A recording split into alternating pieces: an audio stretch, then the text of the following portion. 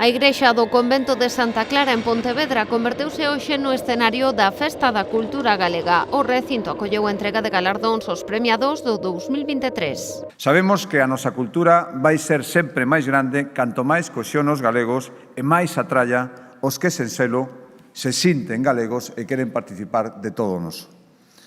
Señoras e señores, a cultura galega é liberdade, a cultura galega é diversidade e a cultura galega é unidade. Un destes recoñecementos marchou cara ao Barbanza, en concreto pro Concello de Ribeira.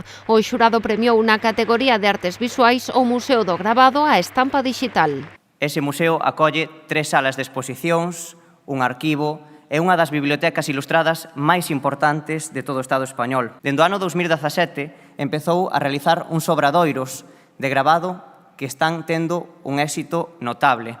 Por tanto, estamos ante un museo que, ademais de atesourar esas pezas de arte de innumerable valor, pois está creando novos e novas artistas. A produtora Portocabo foi a galardoada na categoría audiovisual. En lingua, o programa de radio Ponte nas Ondas. En proxección exterior, os cursos de verán galegos en fronteiras. E en patrimonio cultural, Eduardo Pardo de Guevara.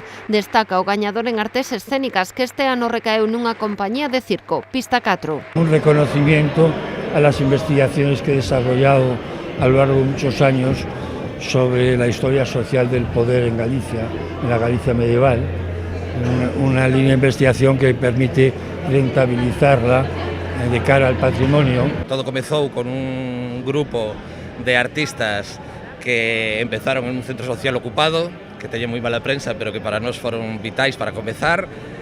Continuamos na Sala NASA co apoio do Grupo Chévere, e hoxe en día pois xa temos un proxecto maduro que se dedica ao circo, continuando con unha tradición histórica do circo en Galicia. O toque reivindicativo chegou da man das gañadoras nas categorías de letras e música. A poeta Yolanda Castaño e a banda de música Unión de Guláns reclamaron máis apoio das institucións para seguir adiante e fomentar a súa actividade. Non sei en cantos ámbitos Galicia é vanguarda, é auténtico referente con respecto a, bueno, pois mesmo adiantándose a España, por que non dicilo, pero sí que sei que a poesía é un deles e eu, pois, neste caso, son ese botón de mostra dunha comunidade. O ano pasado celebramos o 153 aniversario e porque somos unha banda tradicional que mantén a música popular galega e que vela porque a cultura galega sexa o primeiro polo que hai que coidar e recoñecer. Con estes galardóns, a Xunta distingue a excelencia creativa, a capacidade de intercambio, a experimentación e a proxección do panorama cultural de Galicia.